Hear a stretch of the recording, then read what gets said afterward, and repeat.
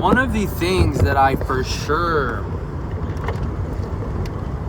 and I hope this crappy microphone in the Honda picks up my audio. One of the things that I took for granted for sure 100% was my mom's cooking. My mother's cooking 100%, because the way society is set up.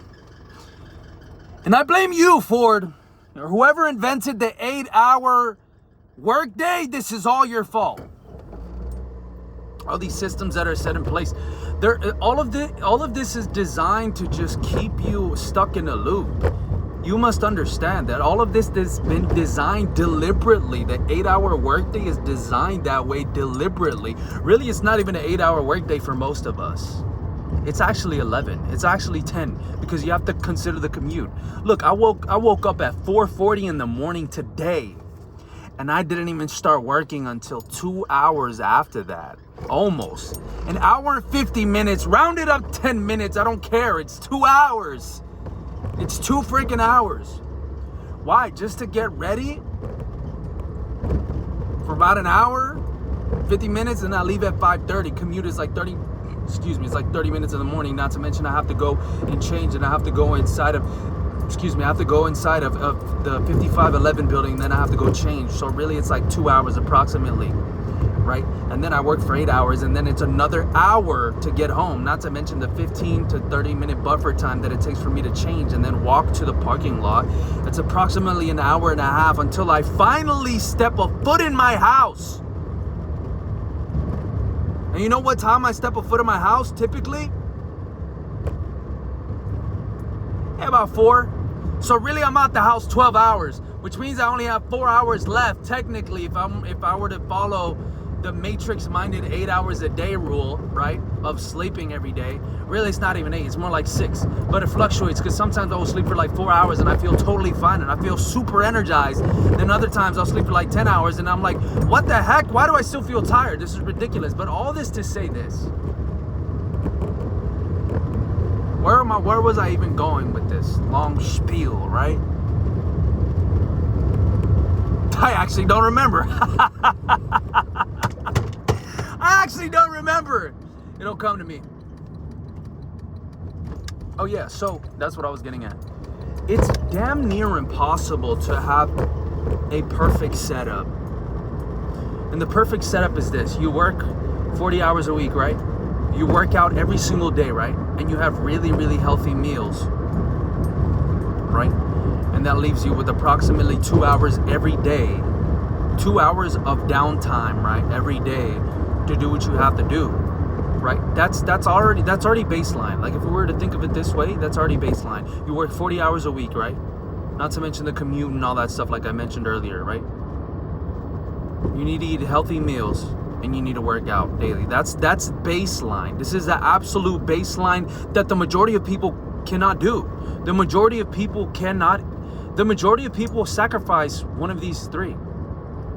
The majority of people sacrifice one of these three. Because you can work out and you can still go to work, but you eat like trash, right? Or you eat really good and you're going to work, but you don't work out, right? Or vice versa. Mix it up however you want, right? Or you don't work, you're a bum, but you're healthy and you eat very well, you're jacked, right? But you still need to make money, right? So I'm saying all this to say that we have much less time than we actually realize, right? Because if we're talking about this perfect setup, you eat very healthily, you work a 40-hour week, a 40-hour matrix week, right? And you work out. Really, you only have 2 hours in the day to do what you want to do. You have 2 hours approximately to do what you want to do, achieve what you want to achieve. Those 2 hours could either be spent bullshitting on Netflix, right? Or watching a stupid ass movie. You know what? Let me step back a little bit. My apologies. Not a stupid ass movie. I love film, but I've been battling this myself where I don't even know if it's worth it to even sit down for 3 hours of my day, 3 hours of my time to watch a film. Like, it's at the cost of the most valuable thing that I have, which is my time, right? But anyways, I digress. Perfect setup, 40 hours a week, you work out and you eat very healthily. I'm gonna set it up real quick right here. So look, in my situation as of right now, I wake up at 4:40 in the morning, and then I commute, and I have to get at work at 6:30. So I'm there from 6:30 to 2:30, and then after that I have to go change, which means that I can leave the lot. I can leave Universal Studios. I've already timed this. My record right now is 2:46 p.m., which means that I'm leaving 16 minutes as soon as I clock out, as soon as I swipe my card, 16 minutes right after. The commute takes approximately 58 minutes, which means that I'm home at about 3:50 or so, right? I'm home at 3:50. Right now, if I have all of my workout clothes ready, then that's a plus, because then I could just go to the gym, directly to the gym. Let's just add another 10 minutes. I'm at the gym at 4, right? I don't like to work out for more than 2 hours. I typically keep it from 1 hour to an hour and 30 minutes, hour 45, whatever, but I never go over 2 hours. So from 4 to, let's just say I have a long workout day, right? An hour and 45 minutes, that puts us at 5:45. A commute back home, it puts us at 5:55 p.m. It's now 5:55 p.m. and I haven't had dinner. So I'm gonna have dinner at 5:55 p.m. And I have a 30-minute dinner, whatever. And now it's 6:30. Let's just round it up. 6:30, right? So now it's 6:30. Right? If I want to get the perfect amount of sleep, perfect, right? Whatever that means.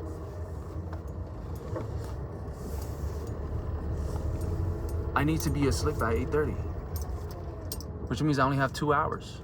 See, this is what I'm saying. So I only have 2 hours, but remember, we're not eating out. We're not eating out, so that means I have to prep my lunch, right? So let's say that's another hour. I'll cook for 30 minutes and then I put everything away, right? I put it in my lunch bag, whatever. And this is where it comes full circle.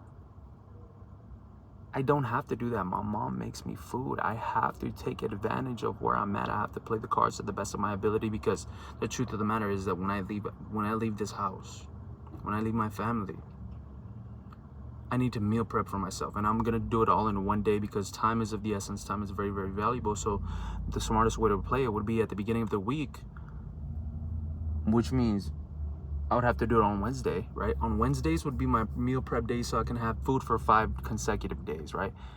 Lunch, maybe skip breakfast, whatever, skip breakfast, right? But let's say I don't have that situation.